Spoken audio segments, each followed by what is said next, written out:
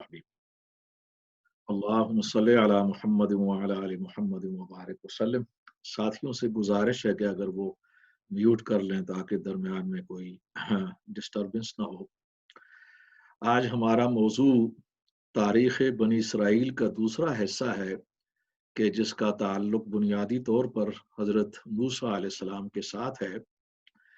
हज़रत मूसा अलैहिस्सलाम की जो तारीख़ है, इस पर गुफ्तगू से पहले तमहीद के तौर पर, ताकि कुछ बातें आपके जहन में रहें और वो हज़रत मूसा अलैहिस्सलाम और आपके साथ जो आपकी कौम बनी इसराइल थी, उनके हालात को सही तनाजुर में समझने के लिए ये तमहीद ज़रूरी है।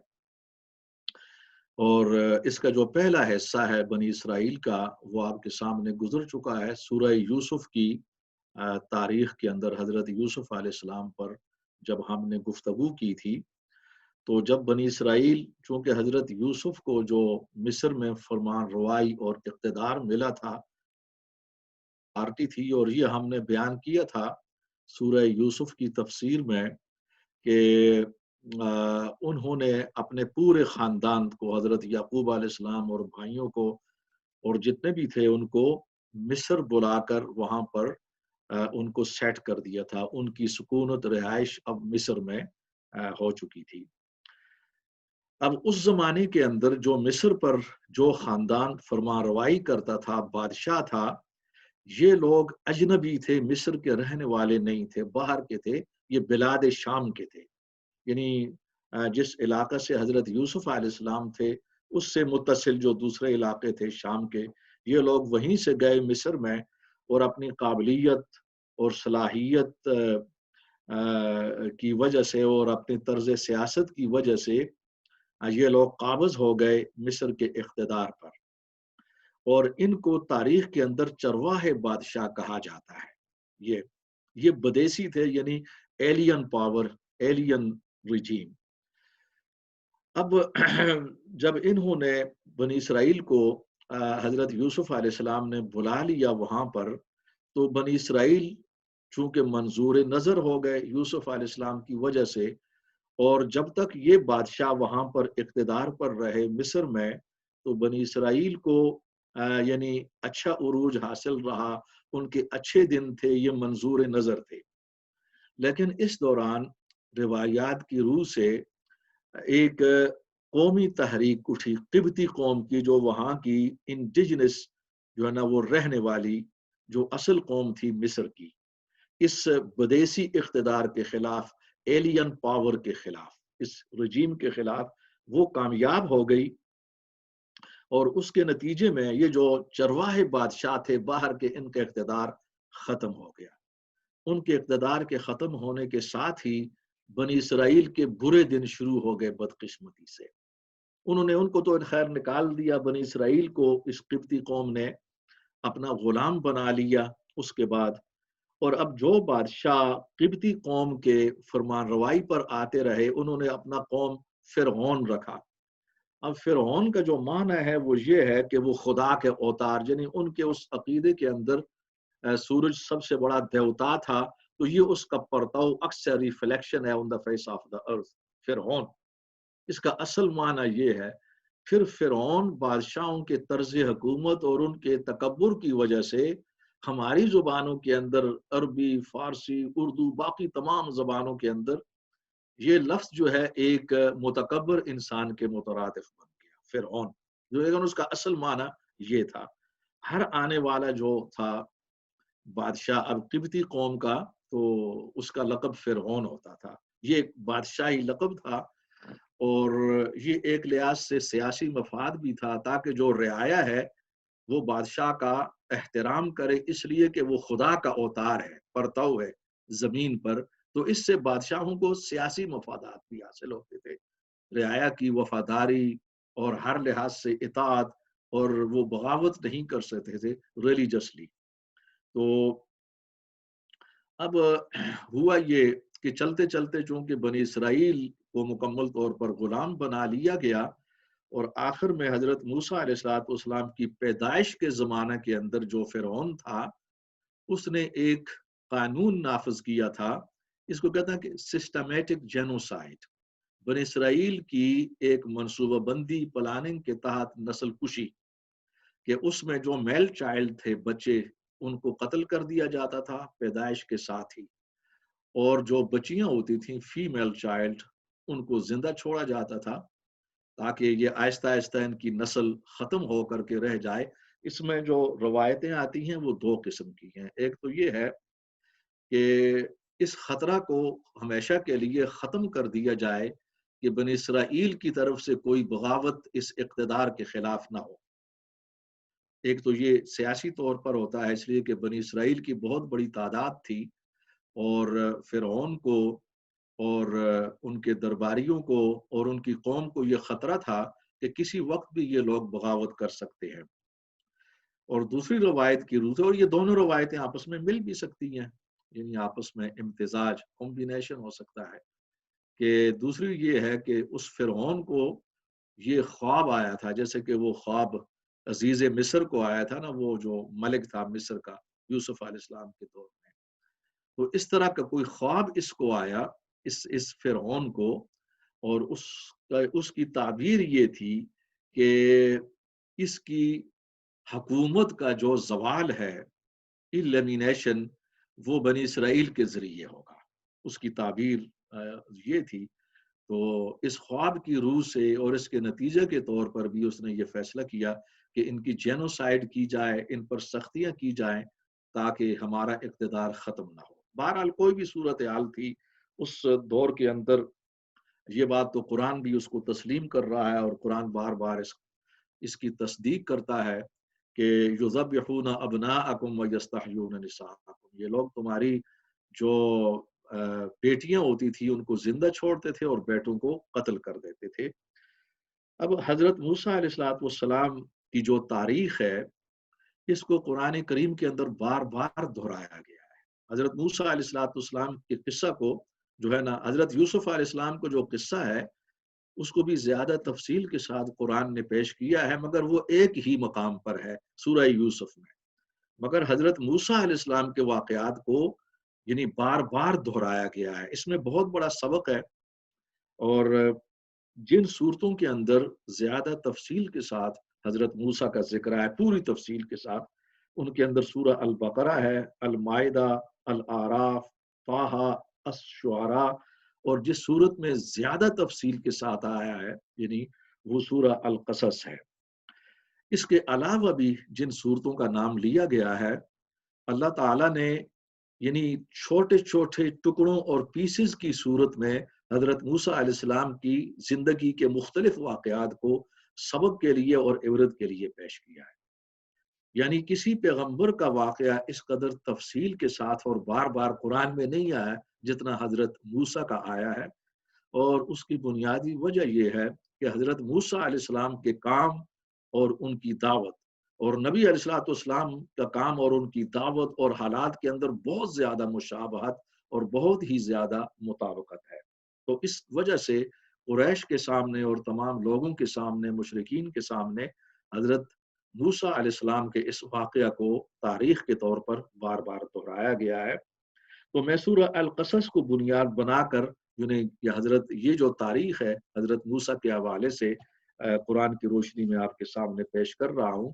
جیسا کہ میں نے بیان کیا کہ اس صورت کے اندر زیادہ تفصیل کے ساتھ اللہ تعالیٰ نے کلام کیا ہے اس تاریخ کے حوالے سے۔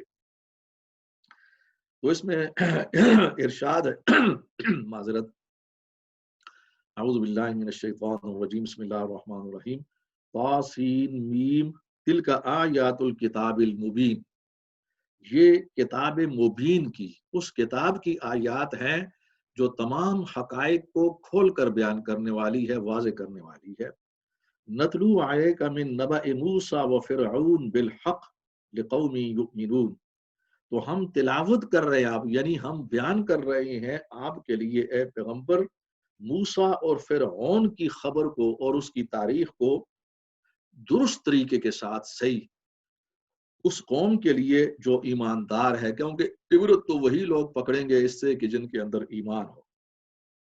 اس کے بعد پھر اللہ تعالیٰ فرما رہا ہے، ان فرعون علا فی الارض، یقیناً فرعون نے زمین کے اندر تکبر کیا، بہت بڑا متکبر تھا وہ، وجعل اہلہا شیعا، اور اس نے مصر کے رہنے والوں کو ٹکڑوں میں تبدیل کر دیا، یعنی ایک اس کی اپنی قوم تھی قبطی، کہ جس کو وہ نوازتا تھا چونکہ اس کی اپنی تھی، اور دوسری بنی اسرائیل تھے کہ جن کو غلام بنا کر رکھا ہوا تھا اور ان پر وہ ظلم کرتا تھا۔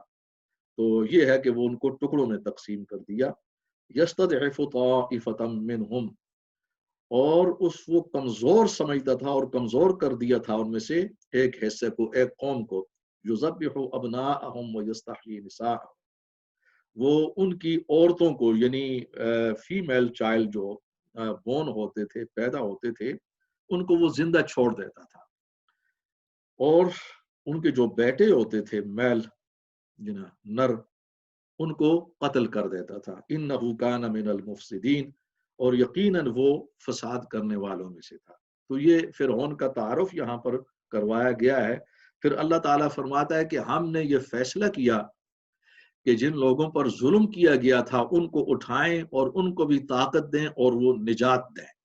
یہ اللہ کے فیصلے ہیں، اور اسی فیصلہ کے سلسلے میں حضرت موسیٰ علیہ السلام کی ولادت اس دور کے اندر ہوتی ہے کہ جب یہ جینوسائیڈ کا، نسل کشی کا جو حکم عروج پر تھا، اور جو فرعون کے کارندے تھے، اس کے لشکر، اس کی پولیس، یہ گھر گھر ان کا تعاقب ہوتا تھا کہ کہاں کوئی بچہ پیدا ہوا ہے، وہ بچہ ہوا ہے یا بچی ہوئی ہے، اس لیے کہ منصوبہ جو قتل کرنے تھا بچوں کو۔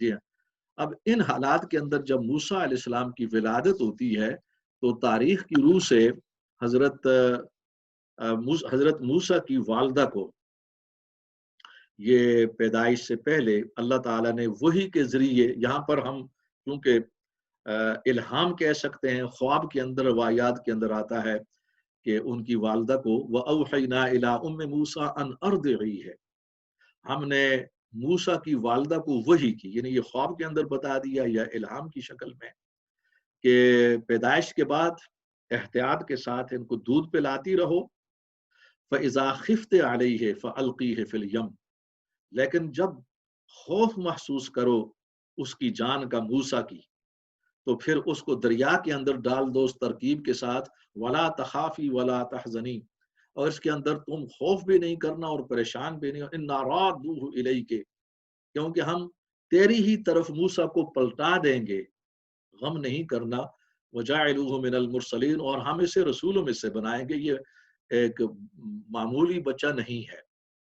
تو چنانچہ اس طور پر حضرت موسیٰ علیہ السلام کی والدہ نے جب پیدائش ہوئی تو کچھ دیر تک، کچھ عرصہ تک جو ہے نا وہ ان کو چھپائے رکھا، لیکن جب خوف محسوس ہوا کہ اب اس کو قتل کر دیا جائے گا اور زیادہ عرصہ اس کو محفوظ اور مخفی نہیں رکھا جا سکتا، تو پھر انہوں نے اس سکیم کے مطابق جو نا وہ ایک باسکٹ کے اندر چھوٹی سی جو ٹوکری تھی وہ بنائی، جی، چھوٹا سا صندوقچہ، اس کے اندر اہتمام کے ساتھ اپنے بیٹے کو رکھا اور پھر اس کو دریا کی موجوں کے حوالے کر دیا۔ اب یہ اللہ تعالیٰ کی قدرت تھی کہ اس کی دوسری جانب اس کو بتا دیا گیا تھا، یہ آیات کے مطابق ان کی والدہ کو، کہ اس کو دوسری جانب جو آل فرعون ہیں، فرعون کے محل والے، وہ ریسیو کریں گے، وہ وصول کریں گے، لیکن تیری طرف آئے گا۔ بہرحال اس کے بعد اس نے اپنی بیٹی کو، حضرت موسیٰ کی جو بڑی بہن تھی، تو ان کو ساتھ ساتھ لگا دیا کہ وہ ساتھ ساتھ چلی جائے کہ یہ جو بکس ہے دریا کی لہروں پر یہ کہاں تک جاتا ہے اور اس کے ساتھ کیا سلوک ہوتا ہے۔ یہ واقعات آپ نے سنے ہوئے، میں ذرا اختصار کے ساتھ جاؤں گا۔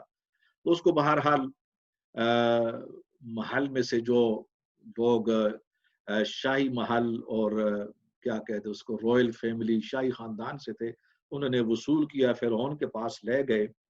جب اس کو کھولا گیا تو حضرت موسیٰ علیہ السلام بڑے خوبصورت تھے، اور اس کے اندر یہ کہ وہ ان کے لیے خصوصاً فرعون کی جو بیوی تھی ان کے دل میں محبت پیدا ہو گئی، اور وہ صاحب ایمان تھیں، بہت بڑی حضرت آسیہ، روایات میں ان کا نام آتا ہے۔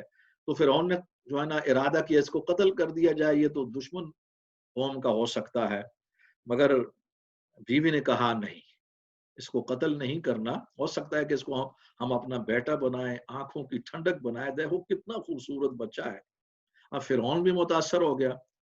پہلے تو اس نے اپنے گھمنڈ کی وجہ سے قتل کا ارادہ تو کر لیا تھا، لیکن حضرت موسیٰ کی شکل و صورت سے متاثر وہ بھی ہو رہا تھا. جب بیوی نے اپنا ارادہ ظاہر کر دیا تو بہرحال اس نے مان لیا. یہ اللہ تعالی کی قدرت تھی کہ جس بات سے فرعون ڈر رہا تھا، اب وہی چیز، وہی معاملہ اس کے گھر میں پلنے لگا اور اس کی پرورش ہوئی. یہ اللہ تعالیٰ کی قدرت ہے. انسان کچھ اور سوچتا ہے لیکن اللہ کے فیصلے اور ہوتے ہیں. یہ بہت بڑی نشانی ہے انسانوں کے لیے اس میں.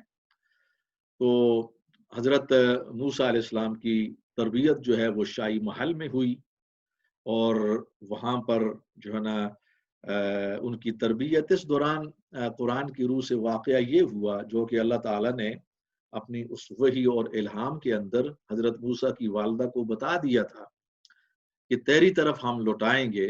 اب حضرت موسیٰ علیہ السلام وہاں شاہی محل کے اندر وہ دودھ پلانے کا مسئلہ پیدا ہوا اور وہ کسی بھی دائی کا دودھ نہیں پی رہے تھے. تو یہ اس بخش کے ساتھ، چھوٹے سے بخش کے ساتھ ساتھ ان کی بڑی بہن چونکہ ساتھ ساتھ تھی، وہ محل کے اندر بھی ان کو ایکسیس ہو گیا، چلی گئی. تو انہوں نے ان کو کہا جی کہ میں تمہیں ایک ایسی دائی کا حوالہ دیتی ہوں کہ جس کا دودھ یہ پی لے گا، میں ضمانت دیتی ہوں. اس لیے کہ وہ بچے کو پالنا چاہتے تھے، اس کی محبت اللہ تعالیٰ نے پیدا کر دی تھی. تو اس نے کہا فلاں، تو لہٰذا بچے کو والدہ تک پہنچا دیا گیا حضرت موسیٰ کی. اب ظاہر ہے کہ اپنی وہ والدہ کی ہی دودھ پر وہ پلتے رہے اور اس عمر کو پہنچے کہ اب وہ دودھ چھوٹ گیا. اس کے بعد پھر قرآن کے مطابق آگے ان کو پتہ چل گیا، جب وہ جوانی کی عمر کو پہنچتے ہیں تو اللہ تعالی نے وَلَمَّا بَلَغَ أَشُدَّهُ آتَيْنَاهُ حُکْمًا وَعِلْمًا وَكَذَلِكَ نَجْزِي الْمُحْسِنِينَ. جب وہ پوری بھرپور جوانی کو پہنچے تو ہم نے ان کو علم اور ان کو حکمت اور ان کو وہ ساری صلاحیتیں عطا کی جو ایک عظیم انسان اور خصوصاً نبی کے لیے ضروری ہیں. اب وہاں پر پہنچنے کے بعد حضرت موسیٰ کو یہ علم ہو چکا تھا کہ ان کا تعلق بنی اسرائیل کے ساتھ ہے، وہ قبطی نہیں ہے، وہ آل فرعون کی نسل میں سے نہیں ہے. اور فرعون کو بھی بہرحال پتہ چل گیا. اب یہ واقعات تو قرآن کریم کے اندر نہیں ہے، بائبل کے اندر ملتے ہیں کہ اس دوران حضرت موسیٰ علیہ السلام چونکہ وہ سمجھتے تھے کہ وہ بنی اسرائیل، وہ اسرائیلی ہیں، تو وہ گاہے گاہے جہاں بھی ان کے لیے ممکن ہوتا تھا تو اپنی قوم کے لیے وہ مراعات لے لیتے تھے، ظلم کو کم کرواتے، مدد کرتے رہتے تھے. فرعون کڑتا تھا اس بات سے، مگر وہ ہاتھ نہیں ڈال سکتا تھا اپنی بیوی کی وجہ سے، اس لیے کہ بیوی حضرت آسیہ کو اللہ تعالیٰ نے یعنی بہت بڑی اس لحاظ سے علم اور حکمت عطا کی، اور اس کی جو سلطنت چل رہی تھی اس کے اندر جو اچھائی تھی، جہاں کہیں بھی انصاف ہوتا تھا اور سسٹم جو بہترین چلتا تھا وہ حضرت آسیہ کے مشوروں سے تھا. اور وہ متاثر تو تھا فرعون حضرت آسیہ کے اخلاق اور اس کے طرز سیاست سے. تو حضرت آسیہ چونکہ اس کی بیوی موسیٰ کی پشت پر تھی، ان کو اپنا بیٹا سمجھتی تھی. اور یہ بھی اللہ تعالیٰ نے ایک بہت بڑا کرم کیا کہ اپنے نبی اور پیغمبر کو اولاً اپنی ماں کے پاس پہنچا دیا کہ اسی کا دودھ پیے، دوسریوں کا نہیں. اور دوسرے نمبر پر ان کی پرورش شاہی محل کے اندر حضرت آسیہ جیسی خاتون کے ہاتھوں ہوئی کہ جس کی سورہ تحریم، قرآن کی ایک سورت ہے سورت التحریم، قرآن کے 29ویں سپارے کی آخری سورت ہے التحریم، اور اس کی آخری آیتوں کے اندر حضرت آسیہ کا ذکر ہے اور ان کے ایمان کا اور ان کے کردار کا. یعنی بہت بڑا ذکر ہے. اللہ تعالیٰ نے حضرت مریم کا ذکر کیا اور اس کے ساتھ حضرت آسیہ کا کیا ہے. تو یہ ایک لحاظ سے حضرت موسیٰ کی خصوصیت تھی کہ ایسی عظیم مومنہ خاتون کے ہاتھوں ان کی پرورش ہوئی. تو بہرحال اس کے اندر ایک ٹرننگ پوائنٹ یہ آتا ہے کہ ایک دن قرآن کے یہ سورہ القصص کے بیان کے مطابق حضرت موسیٰ علیہ السلام ابھی نبوت آپ کو نہیں ملی، بھرپور جوان ہے، اور اس کے اندر ان کی شخصیت، ان کا رعب، جسمانی طاقت حد سے زیادہ تھی، اور لوگ بڑا احترام کرتے تھے اور ان کو شاہی خاندان کا فرض سمجھتے ہوئے کہ شاہی خاندان اس کے پیچھے ہے. تو وہ حضرت موسیٰ اس سے فائدہ اٹھاتے تھے لوگوں کی مدد کرنے میں، وہ قبطیوں کو ظلم سے ہٹانے میں، یعنی یہ بہت بڑا فائدہ تھا مظلوم لوگوں کے لیے۔ ایک دن وہ دیکھتے ہیں کہ یہ صبح کا وقت تھا کہ ایک اسرائیلی اور ایک قبطی، یعنی ایک حضرت موسیٰ کی قوم کا فرد تھا، دوسرا فرعون کی، وہ آپس میں لڑ رہی ہے، اور وہ جو اسرائیلی تھا حضرت موسیٰ کی قوم کا، اس نے مدد طلب کی حضرت موسیٰ سے، کیونکہ وہ جانتا تھا کہ یہ میری قوم کا آدمی ہے۔ اب حضرت موسیٰ جو ہے وہ ان کو چھڑانے کے لیے، بھئی کیا کر رہے ہو؟ حضرت موسیٰ کے ذہن میں یہ تھا کہ قبطی چونکہ یہ لوگ غالب ہیں، ان کا اقتدار ہے، اسرائیلی چونکہ مظلوم ہیں اور غلام ہیں، تو اس لیے اس نے اسرائیلی کو ڈانٹتے ہوئے، پھر ظاہر بات ہے کہ آدمی اس کو جب الگ کرنے کی کوشش کی، دونوں الجھے ہوئے تھے، تو روایت کے مطابق اس نے حضرت موسیٰ علیہ السلام کی انسلٹ کی، اور وہ ان کو ہٹا رہے تھے تو وہ مزید الجھنے لگا حضرت موسیٰ کے ساتھ۔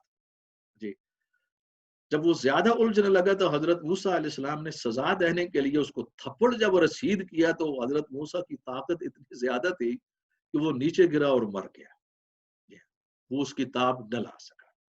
وہاں پر قرآن کے بیان کے مطابق حضرت موسیٰ علیہ السلام کو بڑا افسوس ہوا اس بات کا کہ میں تو اس کو قتل نہیں کرنا چاہتا تھا، اور یہ کہا کہ یہ تو ایک ایسا عمل ہے کہ جو من عمل الشیطان، شیطان کے اعمال میں سے، اور میں تو نہیں چاہتا تھا۔ بہرحال انہوں نے افسوس کا اظہار کیا۔ یہاں پر بائبل اور قرآن کے بیان میں بہت بڑا فرق ہے۔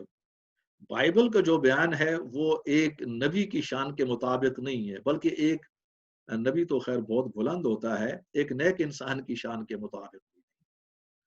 تو اس قسم کے بہت سے تضادات ہیں۔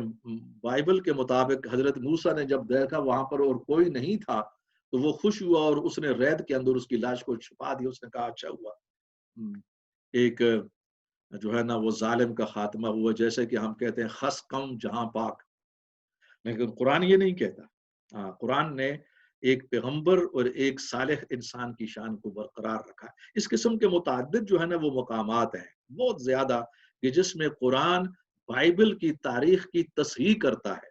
یہ ہم آئندہ چل کر قرآن کے سورۃ الحجر کے اندر بیان کریں گے کہ قرآن اللہ کی کتاب ہے اور کیسے تصحیح کی سابقہ کتابوں کی، جہاں جہاں تحریف آ چکی تھی۔ اب دوسرے دن پھر حضرت موسیٰ علیہ السلام اسی طرح گشت کرتے ہوئے جب بازار میں پہنچے تو وہی اسرائیلی جو ایک دن پہلے ایک قبطی کے ساتھ لڑ رہا تھا اور جس کی مدد کی تھی حضرت موسیٰ نے، وہی ایک دوسرے قبطی کے ساتھ وہی الجھا ہوا ہے۔ یہاں حضرت موسیٰ سمجھ گیا کہ یہ جو اسرائیلی ہے نا میری قوم کا، یہ جو بڑا جو ہے نا وہ شرارتی ہے، یعنی یہ تو ممکن نہیں ہے کہ ہر بار قبطی ہی جو ہے نا وہ زیادتی کرنے والا ہو۔ تو اس نے پھر حضرت موسیٰ سے مدد طلب کی، اس اسرائیلی نے، تو وہ سمجھ گیا کہ موسیٰ میری قوم کا آدمی ہے، کل بھی میری مدد کی تھی اور اس کو ٹھکانے لگا دیا، تو اس طرح ایسے کہ بھی اسی ٹھکانے تک پہنچا دینا چاہیے۔ لیکن حضرت موسیٰ علیہ السلام چونکہ ایک صالح انسان تھے، جنہوں نے آگے چل کر نبوت کا فریضہ انجام دینا تھا، وہ تو عام انسان نہیں تھے، عام انسانوں کی طرح نہیں تھے، تو انہوں نے وہ سمجھ گئے کہ یہ اسرائیلی کی کوئی شرارت ہے۔ انہوں نے اسرائیلی کو ڈانٹنا شروع کیا، وہاں بھئی کیا کل بھی تو ایسے لڑ رہا تھا، ہر دن تو ہی لڑتا رہے گا۔ وہ ڈر گیا اسرائیلی، اس نے کہا کہ کل تو اس کی شامت تھی، آج میری شامت آ گئی۔ اس نے اسی فوراً کہا کہ اے موسیٰ، کیا آج تو مجھے قتل کر دے گا جس طرح کل اس قبطی کو تو نے قتل کر دیا ہے؟ آج میری شامت تو نہیں آ رہی۔ اب اس نے یہ بات کی، یہاں سے راز کھل گیا، چونکہ اس وقت تک جو ہے نا وہ کسی کو علم نہیں تھا کہ قتل کس نے کیا، قاتل کون ہے اس قبطی کا، اور قبطی بھی بہت اہم آدمی تھا فرعون کی اس فوج میں سے، نہ اس کے خاندان میں سے۔ جب پتہ چل گیا تو یہ آہستہ آہستہ فرعون تک، شاہی محل تک بات پہنچ گئی، اور وہاں پر فیصلہ ہوا کہ موسیٰ کو ختم کر دیا جائے۔ انہی میں سے، جس لیے کہ لوگ اچھے بھی ہوتے ہیں، تو انہی قبطیوں میں سے ایک آدمی، اس نے خفیہ طور پر حضرت موسیٰ کو اطلاع دے دی، جلدی نکلو، جتنا جلدی ہو، تیرے قتل کے مشورے ہو رہے ہیں اور کسی وقت بھی حملہ ہو سکتا ہے۔ تو حضرت موسیٰ جس حال میں تھے، وہ بیچارے اس حال کے اندر ان کو نکلنا پڑا، جو کچھ ساتھ لے سکتے تھے، تو وہ مدین کی طرف، اس طرف انہوں نے ہجرت کی اس لیے کہ اس زمانے کے اندر جو مدین کا علاقہ تھا وہ مصر سے اور فرعون کے اقتدار سے باہر تھا، اور مدین پر ہم اس سے پہلے گفتگو کر چکے ہیں حضرت شعیب علیہ السلام کی تاریخ کے ضمن میں۔ چنانچہ یہ لمبا سفر تھا ان کے لیے، بڑا پرمشقت تھا، اور جیسے تیسے کر کے بیچارے، یہ 10 دن کا سفر تھا یہ روایات کے مطابق، اور درستی ہو سکتی ہیں، وہ کم و بیش بھی ہو سکتا ہے وہ۔ تو حضرت موسیٰ مدین کے علاقے میں پہنچ گئے، out of the reach of Pharaoh, فرعون کی دسترس سے باہر۔ اب وہاں پر جب وہ اس علاقے میں پہنچے تو چلتے چلتے ایک پانی کا گھاٹ تھا۔ یہ اس زمانے میں جو گاؤں ہوتے تھے، گاؤں کے بعد بڑا کنواں ہوتا تھا، گھاٹ تھا، جہاں سے وہ اپنے مال مویشیوں کو پانی پلاتے تھے۔ تو اس جگہ پر حضرت موسیٰ علیہ السلام جب پہنچے تو دیکھے جو بڑے بڑے لوگ تھے وہ اپنے مویشیوں کو پانی پلا رہے ہیں، اور فاصلے پر ایک کنارے پر کچھ لڑکیاں تھیں نوجوان جو انتظار کر رہی تھیں۔ حضرت موسیٰ علیہ السلام سمجھ گئے کہ یہ بیچاری جو نہ پلا نہیں سکتی، اس لیے کہ وہ ڈھول بڑے بھاری ہوتے تھے اور یہ لوگ ان کی مدد نہیں کریں گے، تو وہ ان کے پاس گئے، کوئی مسئلہ کیا ہے؟ تو انہوں نے بتا دیا کہ ہمارے جو باپ ہیں وہ بہت بوڑھے ہو چکے ہیں اس وقت، ان کو شیخ مدین کہا جاتا تھا، تو اور ہمارے گھر میں کوئی مرد نہیں ہے، تو ہم انتظار کرتے ہیں جب یہ لوگ چلے جاتے ہیں تو پھر ان کا جو پانی نیچے گرتا ہے جو جانور پیتے ہیں، یا ڈھول میں سے جو بچا ہوا پانی ہے وہ ہم اپنے جانوروں کو پلاتے ہیں، یہ ہماری مدد نہیں۔ حضرت موسیٰ علیہ السلام جوش میں آ گئے، اس پر روایات کو کہا یہ تو کوئی بات نہیں، آگے بڑھے، ان کے وہ جو مویشی تھے لیے، اس کو ہٹایا، ہٹو ہٹو۔ اب ان کا روب اتنا زیادہ تھا کہ ان کے سامنے کوئی آدمی نہیں آ سکا، اور ان کو وہاں پانی باقاعدہ ڈول نکالا۔ وہ ڈول کئی آدمی کھینچتے تھے، انہوں نے اپنے ایک ہاتھ سے کھینچ لیا جیسے کہ روایات ہے، تو ان کو پانی پلا دیا، ان کا اب تم جاؤ۔ وہ باقی لوگوں سے کہا آپ ٹھیک ہے، آپ لوگ اپنا کام جاری رکھیں، میں نے مظلوموں کی مدد کرنا تھی، اس لیے کہ آپ لوگوں کا فرض ہے کہ ان کو پہلے پانی دیں، ان کا کوئی مرد نہیں ہے۔ تو ان کو کچھ ڈانٹ کر، کچھ وعظ نصیحت کر کے حضرت موسیٰ اسی درخت کے نیچے بیٹھ کے، اجنبی تھے، انہوں نے بھی نہیں پوچھا تو کون ہے بھائی، کہاں سے آیا ہے، اجنبی آدمی ہے، تو خدمت کی جائے۔ تو لوگ جو ہے نا وہ اخلاقی بگاڑ آ جاتا ہے، لیکن وہ جو بچیاں تھیں وہ اپنے باپ کے پاس گئیں اور ان سے واقعہ بیان کیا پورا۔ کوئی اجنبی تھا بیچارہ، بھوکا تھا، اور اس کے چہرے سے معلوم ہوتا تھا کہ پریشان تھا، لیکن وہ بہت ہی حیا والا تھا۔ انہوں نے کہا کہ اتنا صالح آدمی تھا کہ اس نے وہاں سے ہمارے مویشیوں کو پانی پلایا، ان کو ہٹا کر، طاقت بھی بہت زیادہ تھی، اور لوگوں سے جو باتیں کی وہ بڑے نیک انسان کی باتیں کر رہا، وہ ایسی باتیں نہیں، ہمارے یہاں ایسی باتیں جو ہے نا وہ نبی لوگ کرتے ہیں، جو صالح اور جو نبی ہوتے ہیں، اندازہ یہ تھا کہ وہ یا ان میں سے ہے یا ان کی اولاد میں سے ہے۔ یہ ان لڑکیوں نے اپنے باپ سے۔ اب یہ شیخ مدین کون ہے، وہ باپ کون تھے؟ ہماری کچھ روایات یہ بھی بتاتی ہیں کہ وہ حضرت شعیب تھے، بہت بوڑھے ہو چکے حضرت شعیب علیہ السلام، کیونکہ علاقہ تو انہیں کے تھا، قوم انہیں کی تھی، اور غرق ہونے کے بعد، عذاب کے بعد جو لوگ بچ چکے تھے تو حضرت شعیب ان کے ساتھ طویل عرصہ تک رہے۔ یہ وہ قوم تھی جو عذاب سے بچی ہوئی تھی، لیکن وقت کے ساتھ ساتھ بگاڑ آ چکا تھا ان کے اندر بھی۔ ایک تو تاریخ یہ کہ یہ حضرت شعیب تھے، اور دوسری روایت یہ ہے کہ یہ حضرت شعیب نہیں تھے، اس لیے کہ حضرت شعیب علیہ السلام ہوتے تو پھر قرآن صریحاً ذکر کرتا وہ شعیب، کیونکہ قرآن کسی پیغمبر کا ذکر صراحتاً کرتا ہے کہ پیغمبر کی شان ہے، تو یہاں پر شعیب علیہ السلام کا نام کسی بھی صورت میں نہیں آیا، لیکن یہ آدمی جو تھا بہت اہم تھا، اس کا اخلاق، اس کی بچیوں میں حیا۔ تو یہ بعض روایات یہ کہتی ہے کہ یہ حضرت شعیب کے خاندان میں سے تھا، کہ اس وقت کے صالحین اور مجددین میں سے تھا، جو انبیاء کے بعد جو مجدد پیدا ہوتے ہیں ان میں سے یہ ایک تھا۔ بہت بوڑھا ہو چکا تھا بیچارہ، اور لوگوں کی، گاؤں کی اخلاقی حالت جو ہے وہ ابتر ہو چکی تھی۔ تو بہرحال اس نے اپنی بچیوں کو بھیجا کہ اس کو لے آؤ، تو قرآن کریم کے اندر آتا ہے کہ وہ جو بچی گئی، وہ لڑکی تو انتہائی حیا کے ساتھ گئی، پورے حیا کے ساتھ حضرت موسیٰ علیہ السلام کو کہا کہ میرے ابا آپ کو بلا رہی ہے، یعنی ایک باوقار۔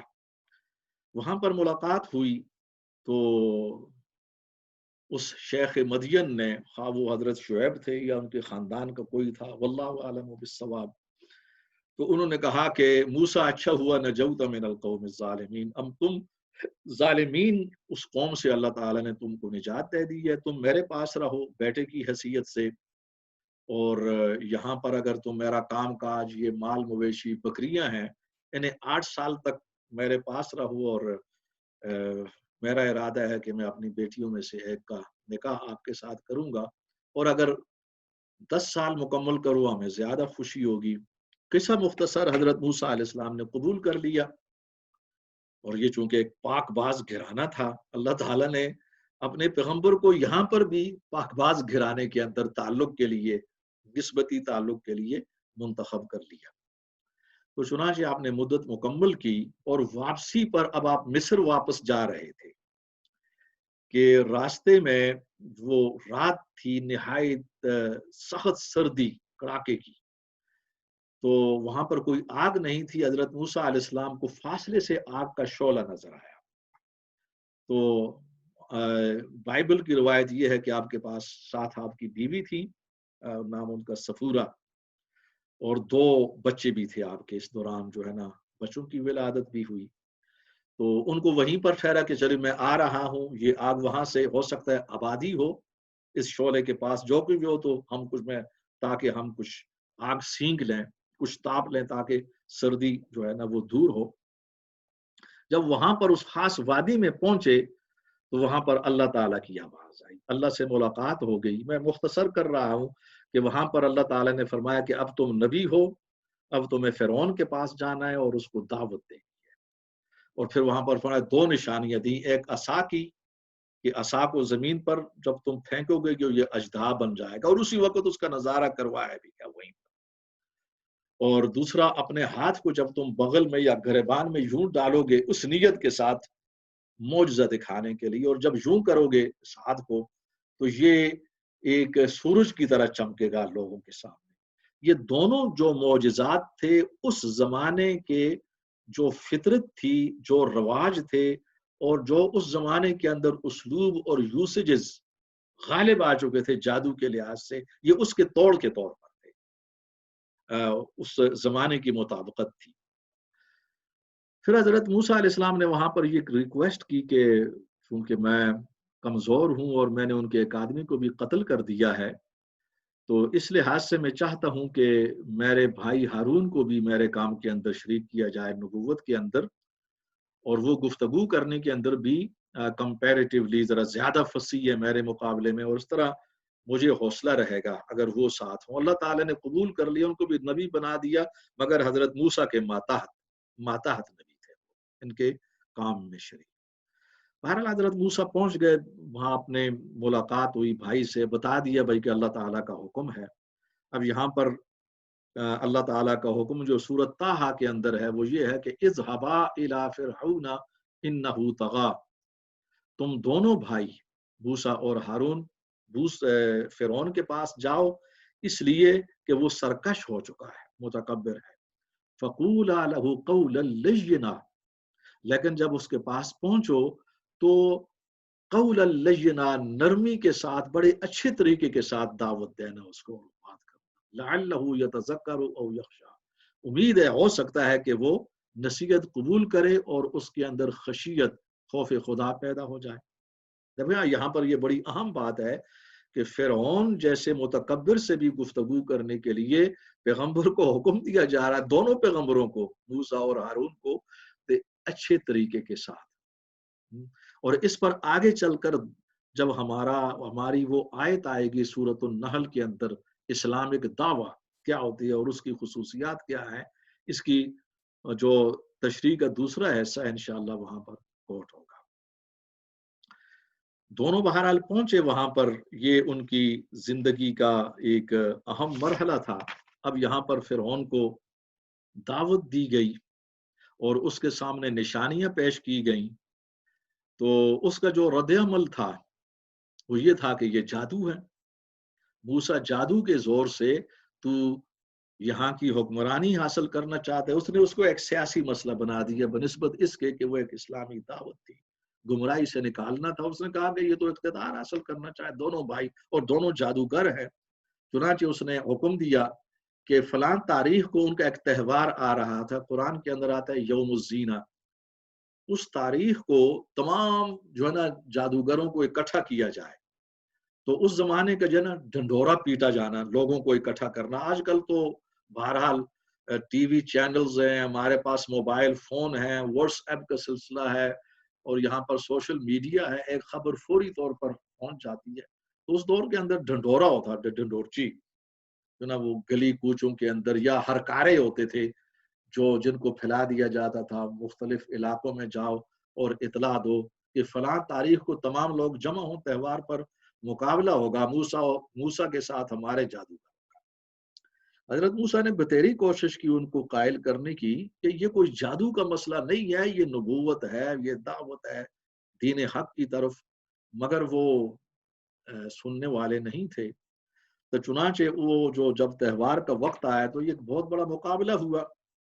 موسیٰ علیہ السلام مجبور تھے کہ اب مقابلہ کریں. تو اللہ تعالیٰ کی طرف سے بھی حکم آ گیا کہ مقابلہ جو ہے نا تم کامیاب ہو, اور وہ ساری صراحت مل چکی تھی, جیسے کہ آیات کے اندر یہ بات بار بار ریپیٹ ہوئی ہے. مقابلہ شروع ہوا.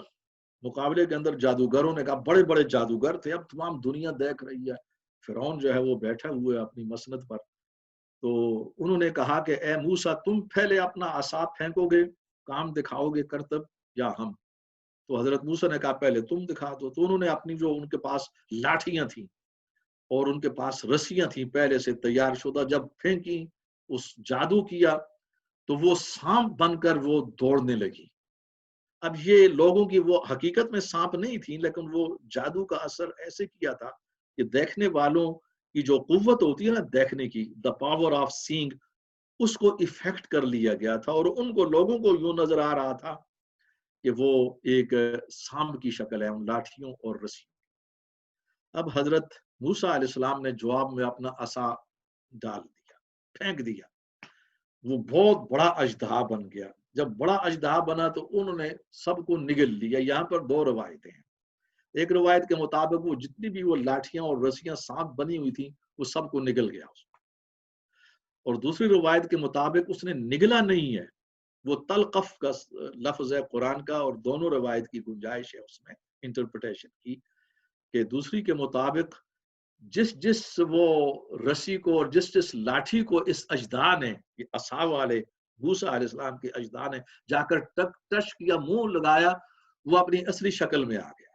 وہ اگر لکڑ تھی تو وہ لکڑ بن گئی لاٹھی, اگر وہ رسی تھی تو رسی کی شکل میں.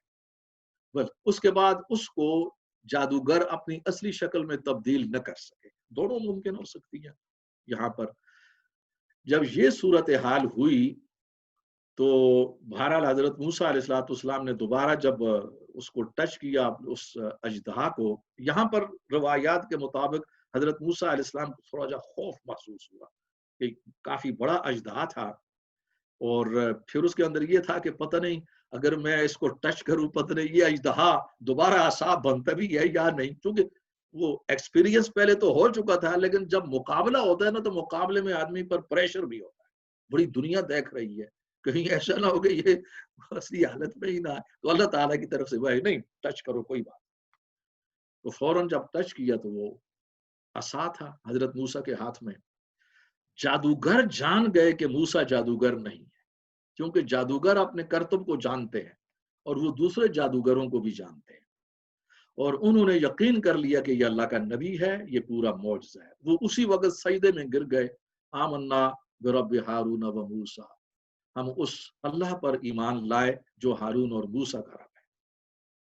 اب فرعون کو بڑا غصہ ہے, اس نے کہا کہ یہ تو کہیں پہلے سے ملے ہوئے تھے, یہ تو سازش ہے میرے خلاف. قرآن میں آتا ہے ان کا یہ تو یہ بیان آج کل ہمارے سیاستدان کیا کرتے ہیں, تو یہ پرانے سیاستدانوں کا وتیرہ بھائی یہی تھا انبیاء کے خلاف. یہ تو میرے خلاف سازش, آپ سے میں ملے ہوئے تھے پہلے سے. یعنی حقیقت کو ماننے کے بجائے یعنی اپنے آپ کو جسٹیفائی کرنا اور سیف سیون کا راستہ تلاش کرنا. تو انہوں نے کہا پھر دھمکی دی ان جادوگروں کو کہ تمہارے ہاتھ پاؤں کو الٹی سائڈ سے جو ہے نا متضاد سائڈوں سے کاٹ دیا جائے گا, اور تمہیں اس کے بعد سولی پر لٹکایا جائے گا. مگر جادوگروں نے کہا کہ نہیں، ہم حقیقت کو جان چکے ہیں اور ہم ہر قسم کی سزا کا سامنا کرنے کے لیے تیار ہیں۔ یہی ہے وہ مقام کہ جب ایمان صحیح معنوں میں کسی کے اندر آ جاتا ہے تو پھر اس میں قوت بھی آ جاتی ہے مقابلہ کرنے کی۔ یہی وہ کیفیت تھی جو حضرت بلال کے اندر پیدا ہوئی، وہی حالات تھے جب وہ مار کھا رہے تھے۔ حضرت عمار کے اندر پیدا ہوئی، ان کے والد میں، ان کی والدہ حضرت سمیہ کے اندر، کہ جنہوں نے ابو جہل کا سامنا کیا ایمان کی حالت میں، اس نے نیزہ مارا اور سمیہ کو شہید کر دیا۔ انسانی تاریخ میں یعنی اسلامی تاریخ کے اندر یہ پہلی خاتون شہیدہ ہے اسلام کے لیے، حضرت سمیہ، حضرت عمار بن یاسر کی والدہ۔ جس طرح حضرت شعیب رومی ایسے جو لوگ تھے، دیکھو نا، یہ ایمان کی وہ معرفت ہے، جب یہ حقیقتاً آ جاتی ہے تو پھر انسان ڈرتا نہیں ہے کسی بھی مصیبت سے اور مشکل سے، اس لیے کہ وہاں پر وہ اللہ کے ساتھ ملاقات کی لذت کو وہ تلاش کر لیتا ہے۔ یہ ہمیں نصیب، بہت کم لوگوں کو نصیب ہوتی ہے۔ مصیبت یہ ہے کہ عموماً ہمیں نصیب نہیں ہو رہی ہے لذت، اس لیے ہم سمجھتے ہیں کہ دنیا کے مال و اسباب، ان کے اندر کمی نہ ہو، یہ بھی پورے کے پورے حرام اور حلال دونوں شکلوں میں حاصل ہوں، اور کچھ ہم خدا بھی ساتھ کر لیں، خدا کو بھی خوش رہ رہے ہیں۔ تو آج کل تو ہم اس مذہب پر چل رہے ہیں، مسلمانوں کا یہ مذہب ہو چکا ہے، لیکن یہ حضرت موسیٰ کی بہت بڑی کامیابی تھی، اتنے بڑے مجمع کے سامنے، اور فرعون کی رسوائی تھی۔ موسیٰ جیت گئے، حق جیت گیا یعنی، اور باطل ہار گیا فرعون کی شکل میں۔ روایات کے مطابق حضرت موسیٰ علیہ السلام اس کے بعد 40 سال کل تبلیغ کرتے رہے، قبطی قوم پر بھی، فرعون پر بھی۔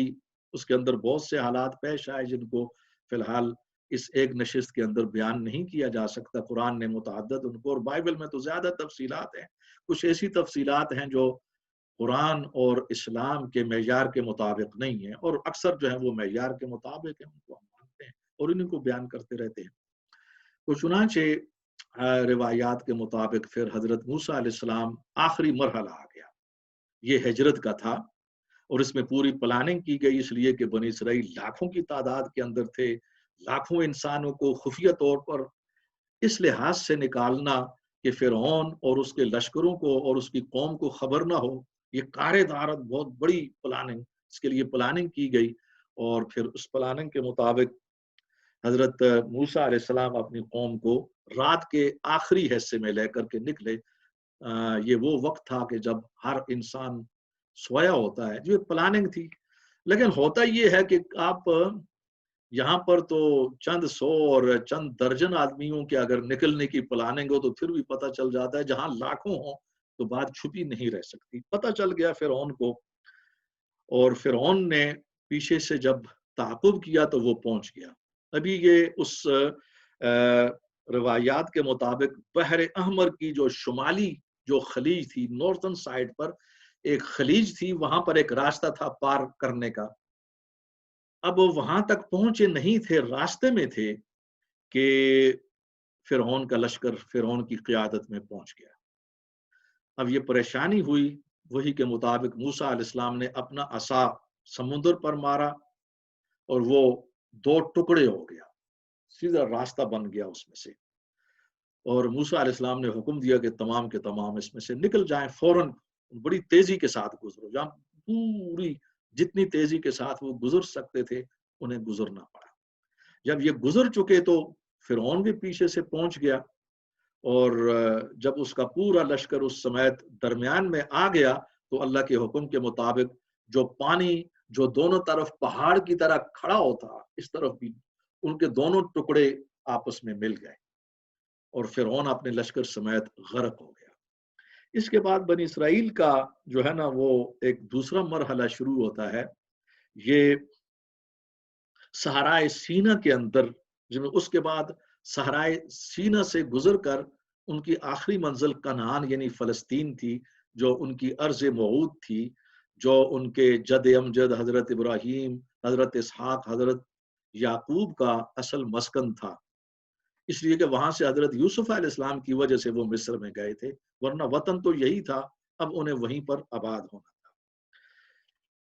تھا۔ اس کے اندر اب انہیں جب اس میدان یہ صحرا تھا تو اس کے اندر اللہ تعالیٰ نے خاص انعامات کیے جن کا ذکر مختلف صورتوں میں، لیکن خصوصاً قرآن کریم کی سورہ البقرہ کے اندر آغازی کے اندر یہ بار بار آتا ہے کہ یہ بڑا سخت موسم تھا تو وہاں پر بادل آ گئے، موسم میں چینجنگ آ گئی، پھر خوراک کا مسئلہ تھا، من اور سلوہ کی شکل میں خوراک ملتی رہی، پانی کا بہت بڑا مسئلہ تھا، ایک چٹان کو عصا مارا تو 12 چشمے اس میں سے، یعنی اللہ تعالیٰ کی انعامات تھیں خصوصی ان کے ساتھ۔ پھر حضرت موسیٰ علیہ السلام جب کوہ طور پر گئے تورات حاصل کرنے کے لیے احکامات، حضرت ہارون علیہ السلام ان کے نائب تھے اور ان کی قیادت میں ان لوگوں کو چھوڑا، تو پیچھے جو زیورات بنی اسرائیل کی خواتین اپنے ساتھ اٹھائی پھر رہی تھیں، تو ان کی روایت کے مطابق وہ بڑے بوجھل تھے، انہوں نے ان کو اتار کر رکھ دیا یا وہاں پر پھینک دیا کہ اب چونکہ ہمیں آگے سفر کرنا ہے تو یہ ہمارے کام کے نہیں ہے۔ وہاں پر سامری تھا، یہ بھی بنی اسرائیل میں سے تھا، یہ واہ کرتب باز اور ٹیکنیکل اور بت سازی کا بڑا ماہر تھا۔ اس نے ان کو پگھلا کر اور ایک بچڑے کی شکل بنائی، گائے کے بچڑے کی، اور اس کے اندر ایسا سسٹم رکھ دیا ٹیکنیکلی کہ جب بھی ہوا اس میں سے گزرتی تھی تو بیل کے ڈکرانے کی آواز آتی تھی، بیل کی آواز ہوتی ہے نا، بیل وہ اس میں سے نکلتی تھی، اور اس نے کہا کہ ھذا الہکم و الہ موسیٰ فنسی، دیکھو یہ بھی تمہارا الہ ہے اور موسیٰ کا بھی الہ، یعنی معبود یہی تھا بچڑا، وہ بھول گیا اور وہ طور پر چلا گیا۔ اب اس نے ایسی تقریر کی کہ بنی اسرائیل کی اکثریت جو ہے وہ شرک پر آمادہ ہو گئی، اس کی پرستش میں وہ سامری کی بات مان لی، حالانکہ حضرت ہارون ان کو بلاتے رہے کہ ایسا نہیں ہے، شرک سے روکتے رہے۔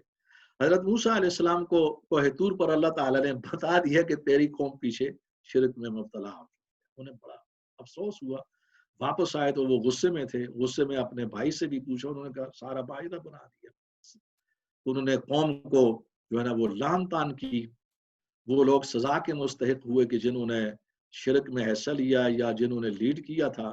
سامری کو بھی سزا دی گئی اور اس کو لامساسا وہ مرض ہوا کہ وہ پکارتا تھا کہ میرے قریب کوئی نہ، اس کے جسم سے وہ تعفن اٹھتا تھا، اور اس وقت ان کو حکم ہوا بنی اسرائیل کو کہ اب وہ اپنی ارض موعود کے لیے جہاد کریں۔ جہاد شروع کرنے سے پہلے حضرت موسیٰ علیہ السلام نے ایک وفد بھیجا کنعان کی طرف، فلسطین کی طرف۔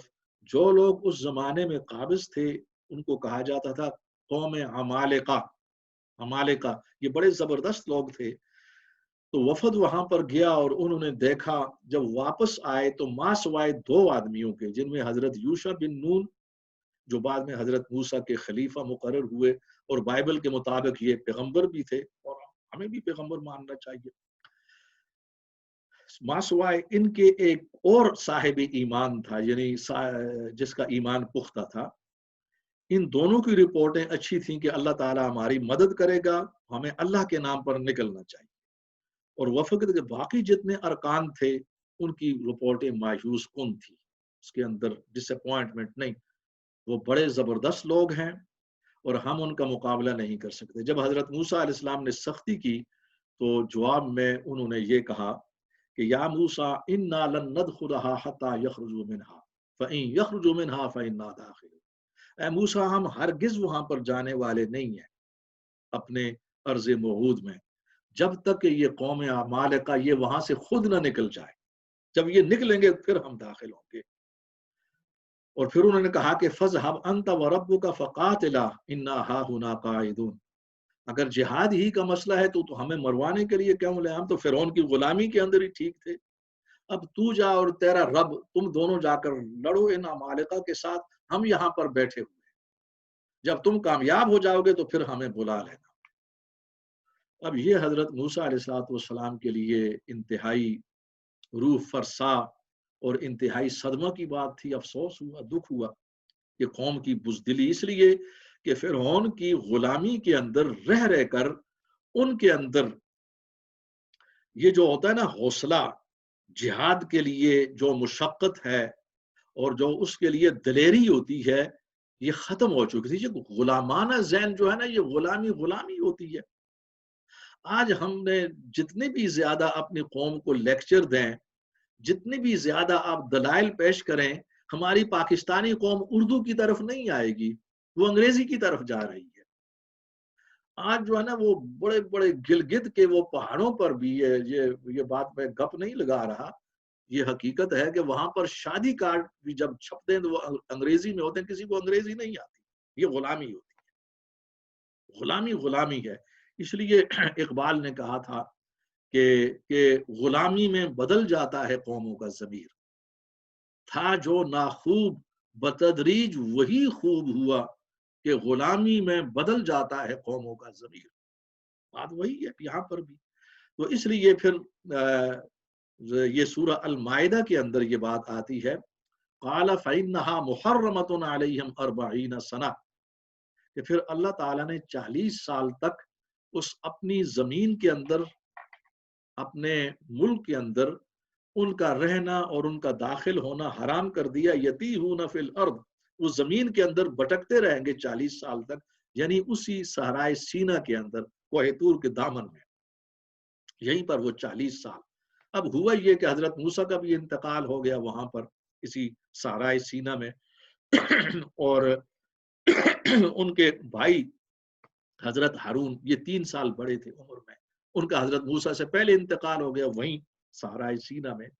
پھر ان کے جو خلیفہ تھے حضرت یوشع بن نون، انہوں نے یہ کیا، انہوں نے تو کیا لیکن زیادہ کام حضرت موسیٰ علیہ السلام کا تھا، کہ جو نئی نسل صحرائی ماحول کے اندر پیدا ہوئی اس پر کام کیا، نوجوان نسل پر حضرت موسیٰ علیہ السلام نے اس کی تربیت کی، اس لیے کہ وہ غلامی کے ماحول کے بعد پیدا ہوئی، صحرائی ماحول میں اس کے اندر جرت پیدا ہوئی، اس کی تربیت کی گئی، اور جب وہ پوری جوانی کو پہنچی تو جو ان کے باپ دادا تھے غلام نسل، وہ فوت ہو چکی تھی، اگر کوئی باقی تھے تو خال خال ہوں گے، تو یہ نئی نسل تھی۔ حضرت یوشع بن نون کی قیادت کے اندر پھر انہوں نے جہاد کیا، کامیابی نصیب ہوئی، اور اپنے وطن کے اندر یہ رہنے لگے۔ اور یہ تھا یہ مرحلہ حضرت موسیٰ علیہ السلام کے حوالے سے جو ہمارے سامنے اس قوم کی تاریخ تھی۔ یہ اس کا دوسرا مرحلہ آتا ہے۔ پہلا مرحلہ حضرت اسحاق اور حضرت یعقوب سے شروع ہوتا ہے اس ایریے کے اندر، پھر اس کے بعد ان کا عروج آتا ہے مصر کے اندر، پھر زوال، جیسا کہ آپ نے تاریخ سنی، پھر حضرت موسیٰ علیہ السلام کے ذریعے جب ان کو نجات ملتی ہے، اگر کہ ان کی زندگی کے اندر ان کو عروج نہیں مل سکا، اس لیے کہ انہوں نے کمزوری اور بزدلی کا مظاہرہ کیا، لیکن ان کے خلیفہ حضرت یوشع کے زمانے کے اندر ان کو پھر عروج ملا، اپنی وہ سرزمین حاصل ہوئی۔ یہ ان کا ایک دوسرا مرحلہ ہے۔ اور تیسرا اور آخری مرحلہ انشاءاللہ ہم آئندہ اس کا بیان کریں گے، کہ جس کے اندر عروج و زوال بھی ہے، اور جس میں خصوصاً حضرت داؤد اور حضرت سلیمان ان کا تذکرہ بہت زیادہ اہمیت کا حامل ہے۔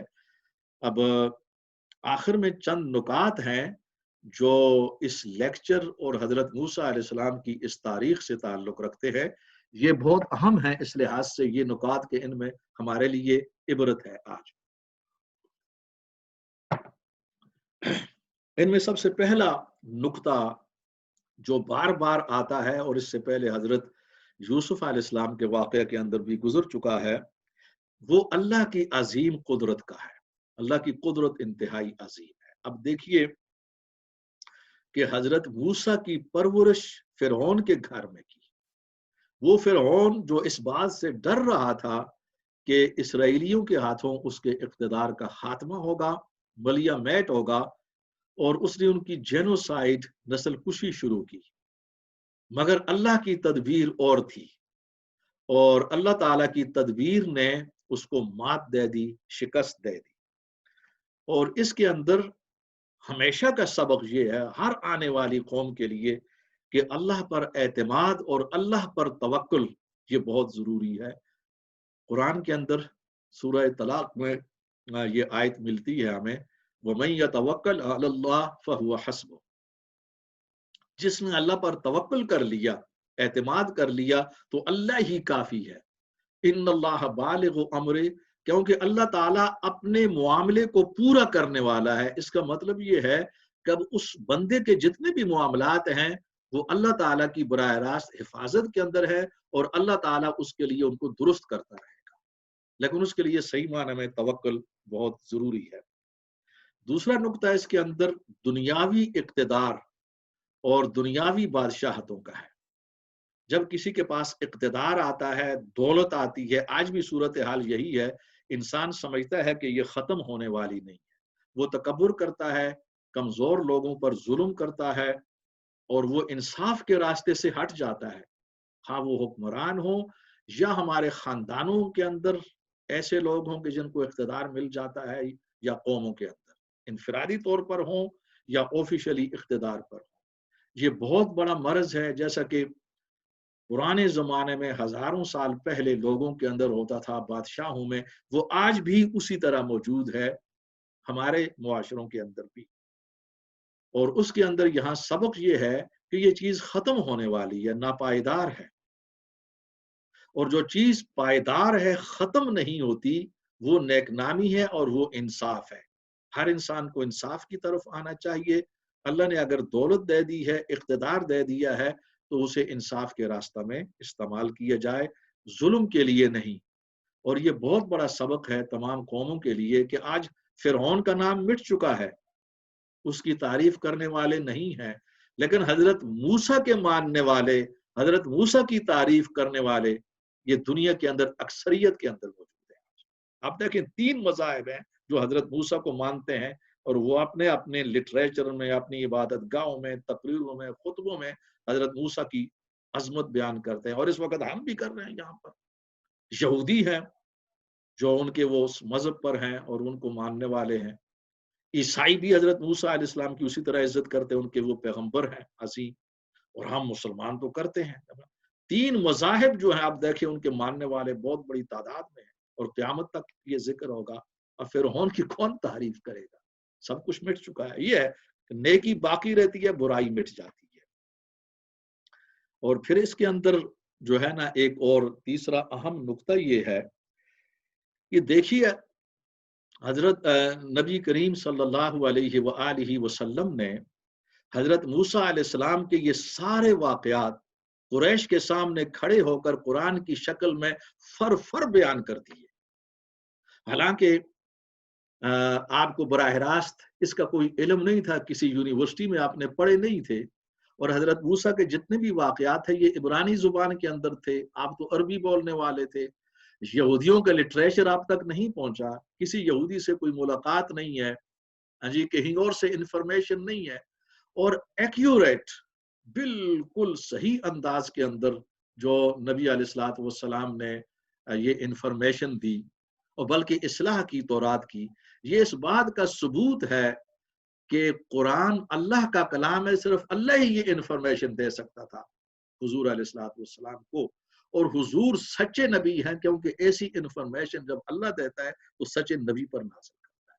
یعنی یہ حضور کی سچائی اور قرآن کی سچائی کی بہت بڑی دلیل ہے، اور اسی پر ہم اکتفا کر رہے ہیں. اللہ تعالی ہم پر فضل و کرم فرمائے، ہمارے احوال کو درست فرمائے. آپ کا بہت بہت شکریہ. وما علینا الا البلاغ المبین.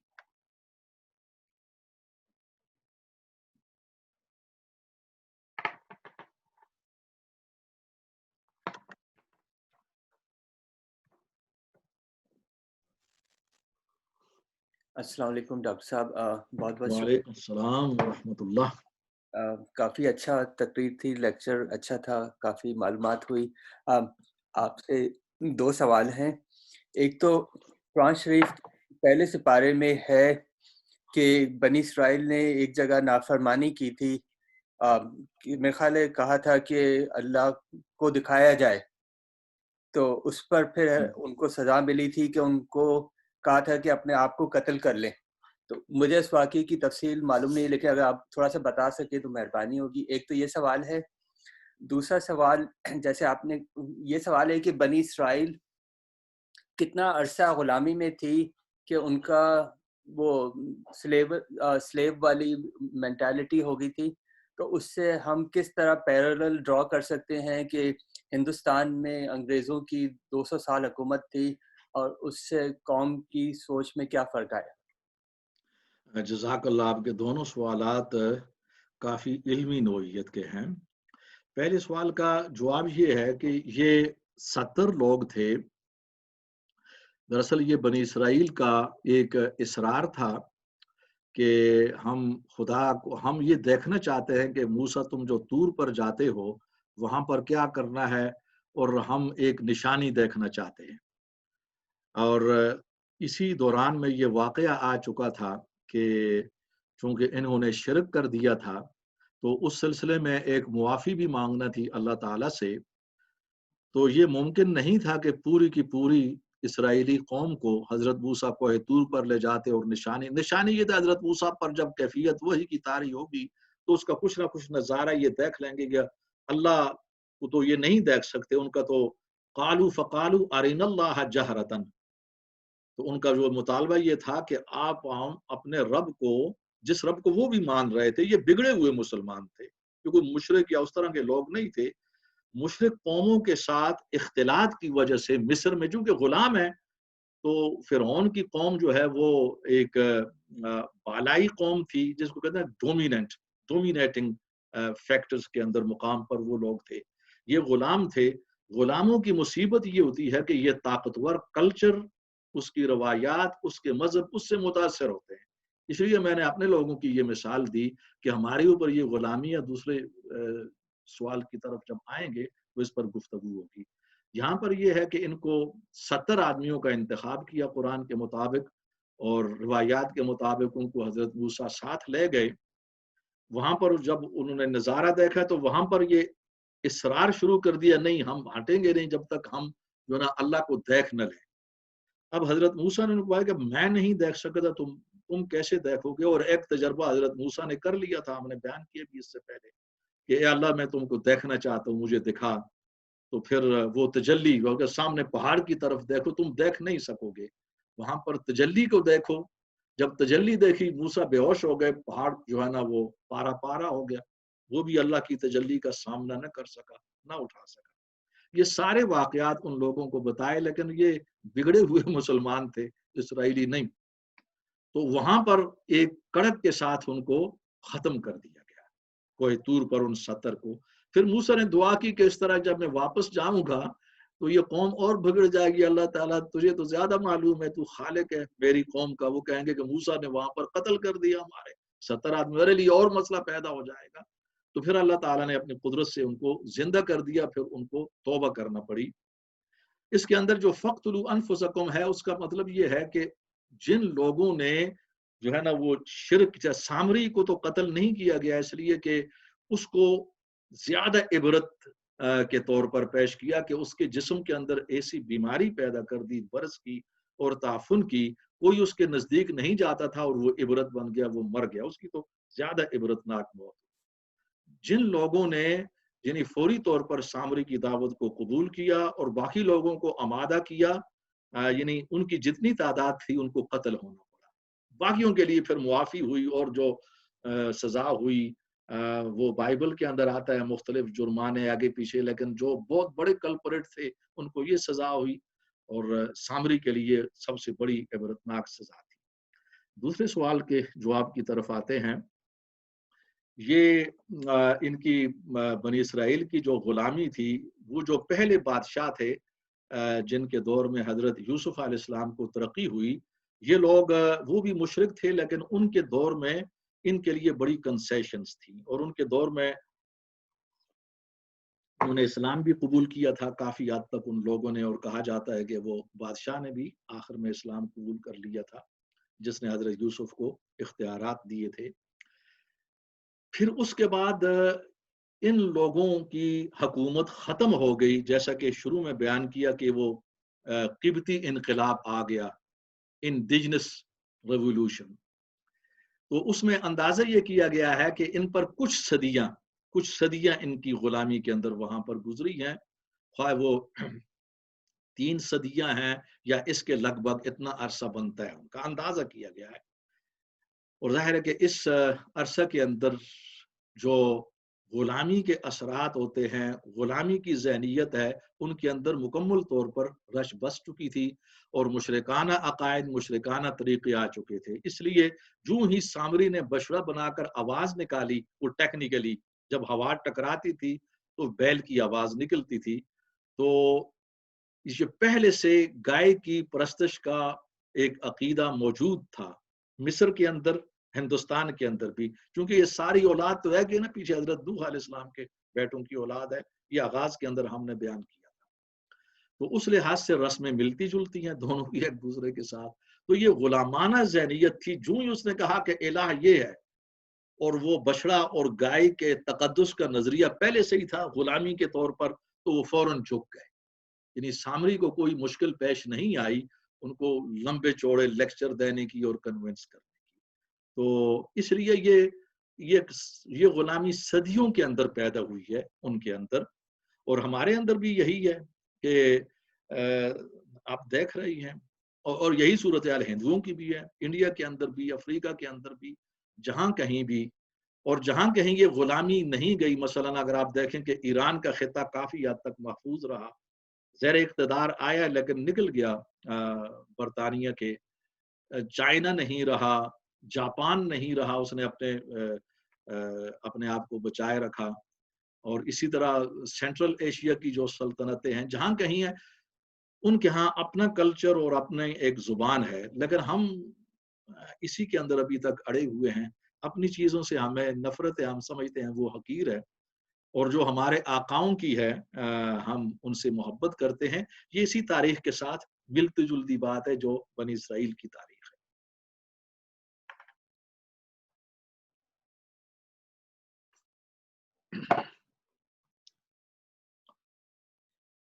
اسی میں جب یہی سوال ہے کہ جب انہوں نے قرآن شریف میں لکھا ہوا ہے کہ اقتلوا انفسکم، تو یہ کیا خودکشی کرنے کا حکم تھا یا قتل کیا گیا تھا؟ نہیں، ان کو وہاں پر جو سزا دی گئی تھی، دراصل قرآن نے اس کا ذکر نہیں کیا، اور اس کی ایک تفسیر یہ بھی ہے، اقتلوا انفسکم اپنے آپ کو پریکٹیکلی قتل کرنا نہیں ہے، ایک تفسیر اس کی یہ بھی ہے کہ اپنے لفظ یہ ہے کہ اپنے نفسوں کو قتل کرو، اس لیے کہ تم نے جو شرک کیا وہ تکبر کی بنیاد پر تھا، جو شرک کیا وہ گمراہی کی بنیاد پر تھا۔ اب یہ ہے کہ اپنے نفس کو قتل کرنے کا مطلب یہ ہے کہ اب تم توبہ کرو، استغفار کرو اس حد تک کہ اس کے بعد تمہارے اندر شرک نہ آ سکے۔ تو ان لوگوں کو حکم دیا گیا کہ وہ مسلسل استغفار میں رہیں، وہ خیرات کریں، اور یہ ایک تفسیر اس کی یہ بھی ہے۔ اور دوسری تفسیر یہ قرآن نے تو بیان نہیں کیا ہے، لیکن اس کے اندر یہ ہے کہ وہ اپنے آپ کو خودکشی کی شکل میں بھی قتل کرو، یا ان کو جو بنی اسرائیل کے اندر حضرت موسیٰ علیہ السلام کے جو مقرر کردہ گارڈ تھے، جو اہم لوگ تھے مصلحین، وہ ان کو قتل کریں، ان میں سے کوئی شکل بھی پیش آئی، لیکن قرآن جو ہے نا یہ صراحت نہیں کرتا۔ اور ایک تفسیر وہ بھی ہے فَاقْتُلُوا أَنفُسَكُمْ کی، جو ابھی میں نے بیان کی۔ تھینک یو، جزاک اللہ۔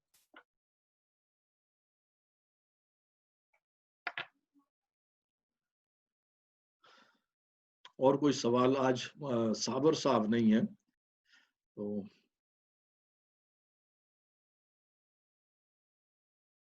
پھر دعا کر لیتے ہیں اگر کوئی سوال نہ ہو تو۔ جی ضرور۔ ٹھیک ہے۔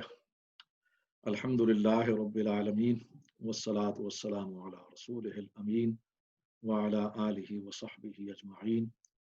اللہم اعنا علی ذکرک وشکرک وحسن عبادتک۔